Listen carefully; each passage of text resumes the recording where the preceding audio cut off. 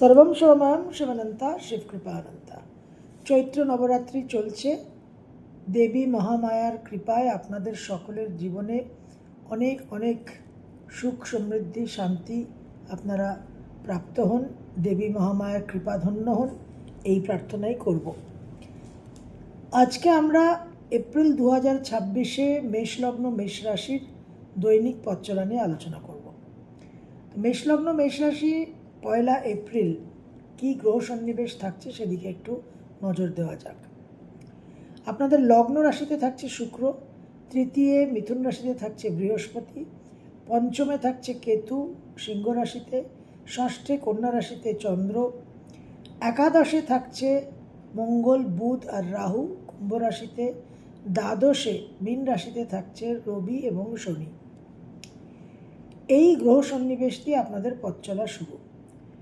April 2026-এ সবচেয়ে গুরুত্বপূর্ণ transit সেটা মাসের 2 তারিখেই সংগঠিত হবে।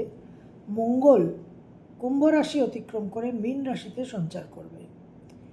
আমরা এই নিয়ে কিছু সংক্ষিপ্ত ভিডিও আলোচনা করেছি। আপনাদের সব রাশি লগ্নের জন্য কী ফলাফল হতে পারে সেই নিয়েও কিন্তু আলোচনা হয়েছে, সেই ভিডিওগুলো আপনারা দেখে নিতে পারেন।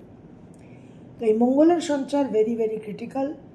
কালপুরুষের দ্বাদশে মঙ্গল শনি আপনাদের জন্যও কিন্তু একটা গৃহ থেকে দূরে যাওয়া, ভ্রমণের যোগ, ব্যয়বাহুল্যতা, কর্মস্থানে কিছু সমস্যা, কিছু সংঘাত, কিছু দ্বন্দ্ব এবং চোট আঘাত অ্যাক্সিডেন্ট থেকে আপনাদের একটু অবশ্যই সাবধান থাকতে হবে।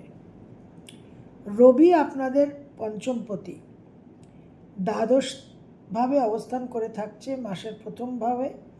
14 এপ্রিল মেষ রাশিতে প্রবেশ করবে। বৈশাখ মাস, বাংলার নতুন বছর। এই রবির লগ্ন রাশিতে প্রবেশে আপনারা কিন্তু অনেকটাই শক্তি, ঊর্জা, কনফিডেন্স প্রাপ্ত হবেন, কিন্তু হেলথ নিয়ে একটু সাবধান থাকতে হবে এবং ইগো ইস্যুজ নিয়েও কিন্তু একটু সাবধান থাকতে হবে। বুধ আপনাদের তৃতীয় এবং ষষ্ঠপতি মীন রাশিতে 11 এপ্রিল অবধি থাকছে। এই বুধের যে অবস্থান, বুধ মেষ রাশিতে ট্রানজিট করবে 30 এপ্রিল, মীন রাশিতে ট্রানজিট করবে 11 এপ্রিল। 11 এপ্রিল অবধি থাকছে না। মাসের প্রথম ভাগে জড়ত্ব যোগে রাহু যুক্ত হয়ে থাকছে কুম্ভ রাশিতে। 11 এপ্রিল ট্রানজিট করবে মীন রাশিতে, যেখানে সে নিচস্থ হবে এবং যথেষ্ট একটু জটিল পরিস্থিতি হবে। সেখানে মঙ্গল, নিচস্থ বুধ, রবি এবং শনির অবস্থানে। দ্বিতীয়বার ট্রানজিট করবে তার নিচ ভাব থেকে মেষ রাশিতে চলে যাবে 30 এপ্রিল। শুক্র আপনাদের দ্বিতীয় এবং সপ্তমপতি লগ্নে অবস্থান করে থাকছে 19 এপ্রিল অবধি। 19 এপ্রিল শুক্র বৃষ রাশিতে স্বক্ষেত্রে যথেষ্ট বলবান একটা ট্রানজিট করতে চলেছে। রাহুকেতুর অবস্থান যথারীতি আপনাদের একাদশ এবং পঞ্চমভাবে থাকছে এবং এই রাহুকেতুর নোডাল অ্যাক্সিস অত্যন্ত বলবান। রাহু শতবিশা নক্ষত্রে, কেতু মঘা নক্ষত্রে। তো এই অ্যাক্সিস কিন্তু আপনাদের যথেষ্ট প্রভাবিত করবে।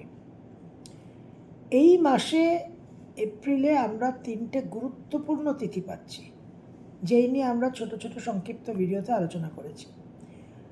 প্রথমেই 2 এপ্রিল হনুমান জয়ন্তী। যে শক্তি আমাদের প্রয়োজন, যে সময়ের মধ্যে দিয়ে আমরা চলছি, এই সময়ে নিজেদের আত্মবিশ্বাস, আত্মপ্রত্যয়, কনফিডেন্স, একটা পজিটিভ থিঙ্কিংয়ের বিশেষ প্রয়োজন এবং তারই প্রতীক, সেই শক্তিরই প্রতীক কিন্তু হনুমানজি, বজরংবলী। তো এই পূর্ণিমা তিথি অত্যন্ত পাওয়ারফুল। তো এই তিথিতে কিন্তু আমাদের হনুমানজির নির্দিষ্ট যা প্রয়োগবিধি সেগুলো করার প্রয়োজন আছে, সেই নিয়ে আমরা আলাদা আলোচনা করেছি। এছাড়া 19 এপ্রিল আমরা পাচ্ছি অক্ষয় তৃতীয়া। এটাও কিন্তু অত্যন্ত পাওয়ারফুল একটা তিথি। এই কারণে যে এই তিথিতে রবি এবং চন্দ্র দুটো জ্যোতিষ্কই কিন্তু তুঙ্গস্থ থাকে। তারপর মাসের শেষে 30শে এপ্রিল নরসিংহ অবতারণ জয়ন্তী, নরসিংহ জয়ন্তী, এটাও বিশেষভাবে কিন্তু ইম্পর্ট্যান্ট। মেষলগ্ন মেষ রাশি, আপনাদের লগ্ন রাশির অধিপতি গ্রহ মঙ্গল দ্বাদশে শনিযুক্ত এবং দ্বাদশে একাধিক গ্রহের একটা সংযোগ। এটা কিন্তু বিশেষভাবে ব্যয়বাহুল্যতা এবং একটু লসকে ইন্ডিকেট করে। অবশ্যই একটু অ্যাকসেপ্টেন্সের সঙ্গে, একটু ধৈর্যের সঙ্গে, একটু মানসিক সহিষ্ণুতার সঙ্গে আপনাদের চলতে হবে। মাসের প্রথম দুটো দিন 1 and 2 এপ্রিল 2026 মেষলগ্ন মেষ রাশি, মন মানসিকতার মধ্যে একটা খুঁতখুঁতে ভাব, একটু ফল্ট ফাইন্ডিং, ক্রিটিসাইজিং একটা নেচার আপনাদের একটু জাগ্রত থাকবে। সেখান থেকে লোকের সঙ্গে কিন্তু একটু বিবাদ হওয়ার সম্ভাবনা।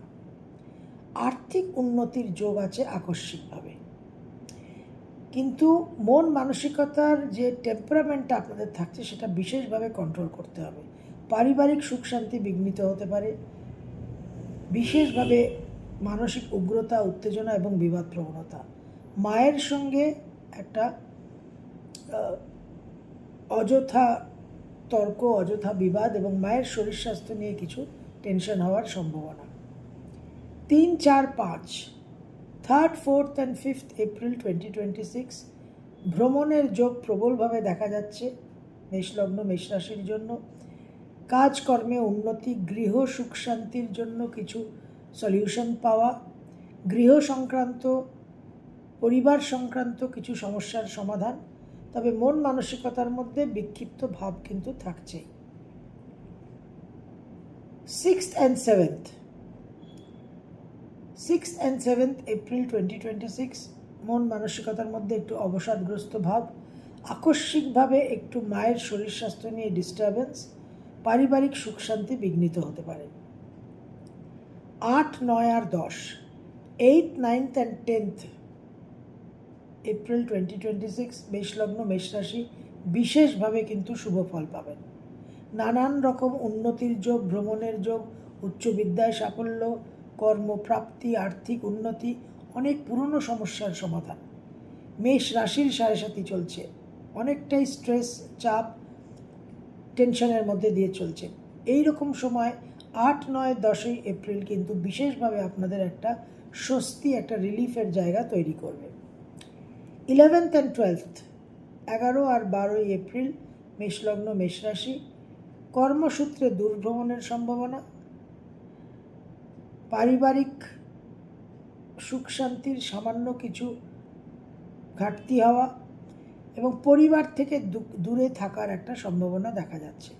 কর্মক্ষেত্রে কিছু দৃঢ় সংকল্প নিয়ে সাফল্যেরও সম্ভাবনা দেখা যাচ্ছে। 13th and 14th 13 R 14 April 2026 বিশেষভাবে মন মানসিকতার মধ্যে একটা আর্থিক উন্নতির একটা তীব্র কামনা, কিছু প্রপার্টি ক্রয় করারও একটা উচ্চাশা এবং একটু মন বিক্ষিপ্ত থাকবে।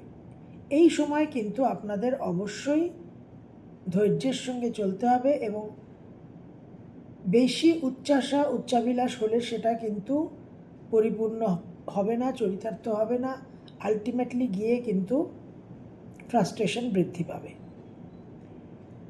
15 আর 16 15th and 16th এপ্রিল 2026 বিশেষভাবে অর্থ ব্যয়ের যোগ, ভ্রমণের যোগ, খুব হঠকারী সিদ্ধান্ত নেওয়ার একটা সম্ভাবনা, পারিবারিক সুখ শান্তি বিঘ্নিত হওয়া, মা বাবা দুজনেরই শরীর স্বাস্থ্য নিয়ে আপনাদের একটু চিন্তায় পড়তে হতে পারে।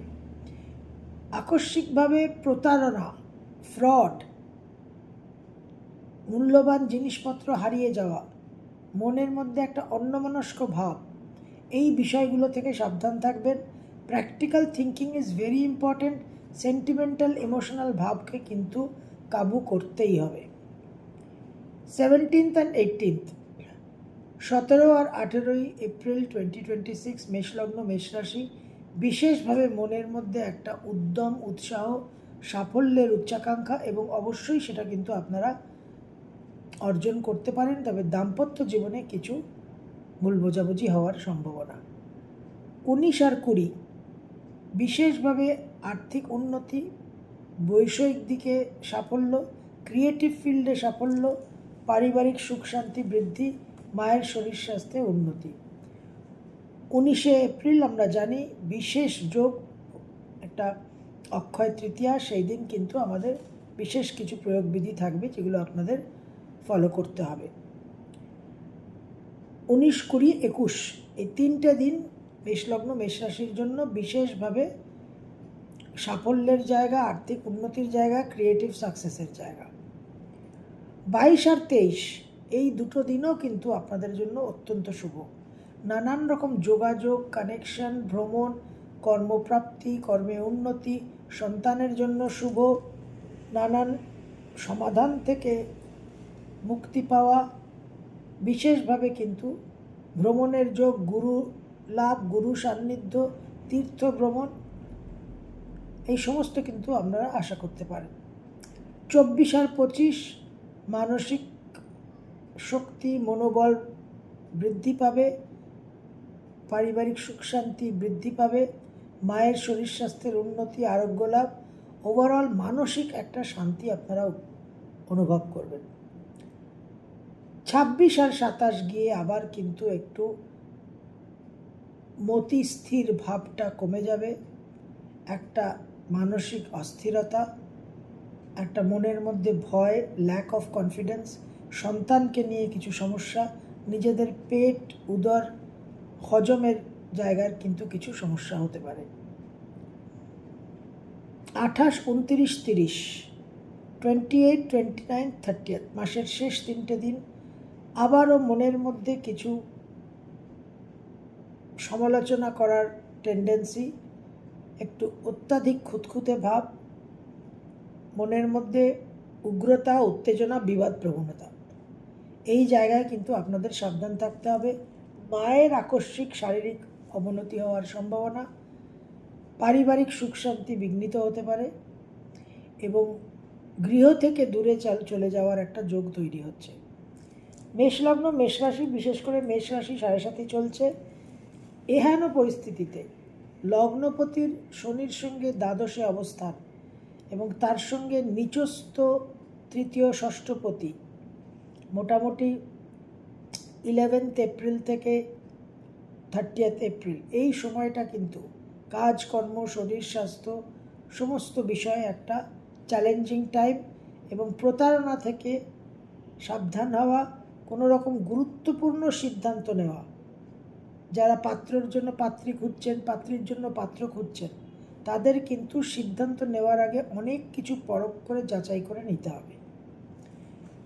আদারওয়াইজ দেবগুরু বৃহস্পতির সপ্তম, নবম আর একাদশের দৃষ্টি আছে, এটা বিশেষ একটা কৃপার বিষয়, এবং অবশ্যই দেবগুরু বৃহস্পতির কৃপা, দাক্ষিণ্য এবং প্রোটেকশন আপনারা সকলেই পাবেন। সর্বম শুভময়ম, শুভদন্তা, শুভকৃপা।